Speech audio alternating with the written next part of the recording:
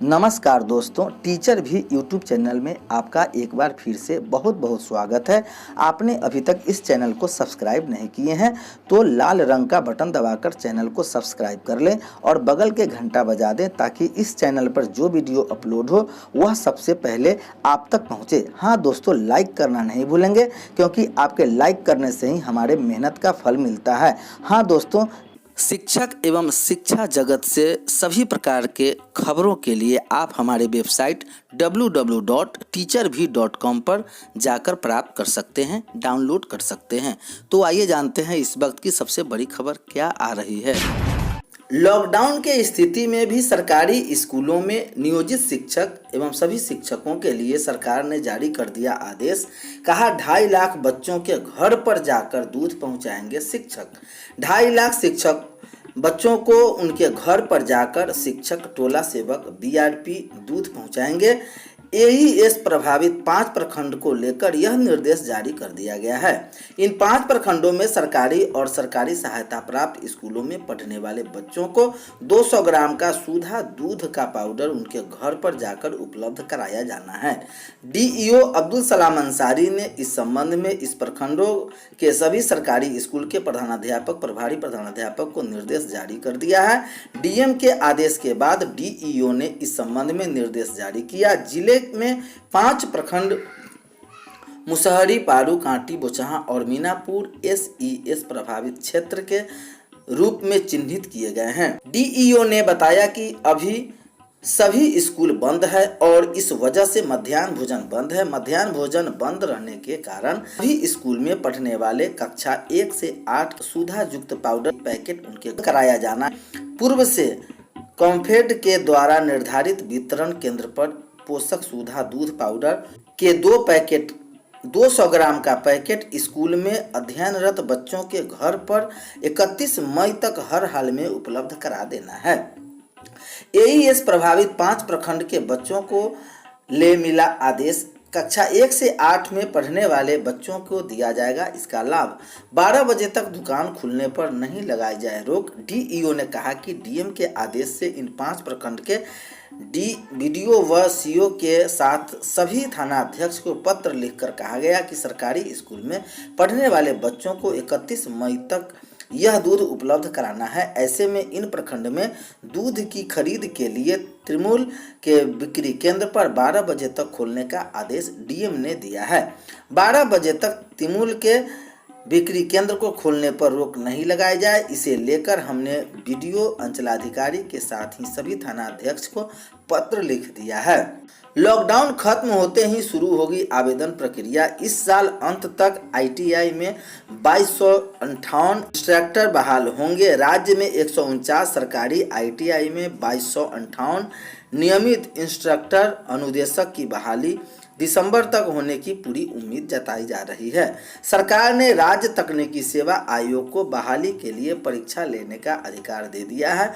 पहले इस आयोग को परीक्षा लेने का अधिकार नहीं था। श्रम संसाधन विभाग ने आयोग को 2258 इंस्ट्रक्टर की रिक्ति पहले ही भेज दे दी है। माना जा रहा है कि कोरोना लॉकडाउन समाप्त होते ही बहाली प्रक्रिया शुरू हो जाएगी। बहाली के लिए अभ्यर्थियों की लिखित परीक्षा ली जाएगी। सामान्य प्रशासन विभाग के निर्देश पर श्रम संसाधन विभाग ने नए सिरे से इंस्ट्रक्टर के अतिरिक्त पदों का आकलन किया है। इन पदों से संवर्ग को 10% आरक्षण का प्रावधान भी जोड़ दिया गया है। पिछले 4 साल में राज्य में आईटीआई की संख्या दोगुनी यानी 149 हो गई।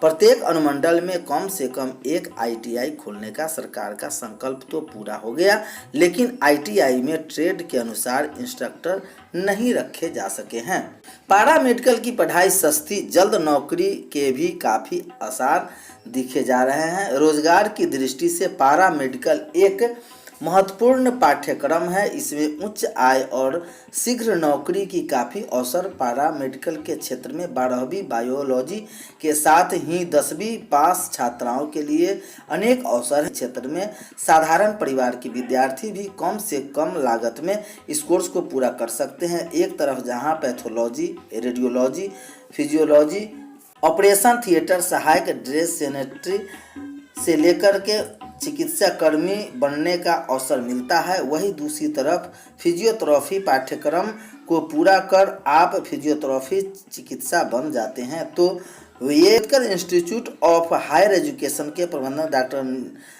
कौशल कुमार गिरी ने कहा कि रविवार को आयोजित टेली काउंसलिंग के विद्यार्थी के सवालों का जवाब देते हुए उन्होंने विद्यार्थियों का मार्गदर्शन करते हुए कहा, पारा मेडिकल कैरियर में रोजगार की काफ़ी संभावनाएं हैं। स्टूडेंट पारा मेडिकल कोर्स करके अपने कैरियर को नई उड़ान दे सकता है। छात्रों के लिए DYSU विज्ञान संचार से जुड़ने का मौका। विज्ञान के प्रति रुचि रखने वाले छात्रों के लिए DYSU विज्ञान संचार से जुड़ने का मौका मिल रहा है। इसमें जुड़कर छात्र न सिर्फ विज्ञान के राष्ट्रीय स्तर के विज्ञान क्विज में शामिल होने का मौका मिलेगा, बल्कि IIT गुवाहाटी के प्रयोगशाला में लाइव जुड़ने का मौका मिलेगा।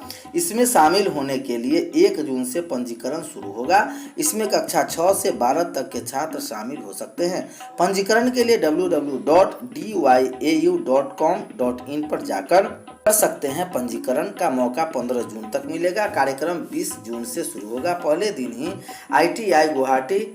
IIT गुवाहाटी के प्रयोगशाला में स्कूली छात्रों को लाइव जुड़ने का मौका मिलेगा। लाइव सत्र के बाद प्रश्नोत्तरी कार्यक्रम आयोजित की जाएगी। यह राष्ट्रीय स्तर पर होगा। इसके अलावा प्रत्येक माह के तीसरे रविवार को विभिन्न वैज्ञानिकों, विज्ञान की कहानियां, व्यवहारिक विज्ञान आदि से वर्चुअल मोड में बातचीत करने का अवसर मिल सकता है। हाई स्कूल और +2 स्कूलों में शिक्षकों की भारी कमी है। इसे माध्यमिक शिक्षा को प्राथमिक शिक्षा व उच्च शिक्षा के बीच की कड़ी माना जाता है। प्राथमिक में सीखे गए ज्ञान को माध्यमिक विद्यालयों से ही सही आधार मिलता है, तो बच्चे उच्च शिक्षा के लिए बेहतर रूप से तैयार हो पाएंगे। यदि माध्यमिक स्तर पर 10वीं व 12वीं स्तर पर यदि गुणवत्ता शिक्षा न मिल सके तो छात्रों के पास मूलभूत ज्ञान की कमी हो जाती है।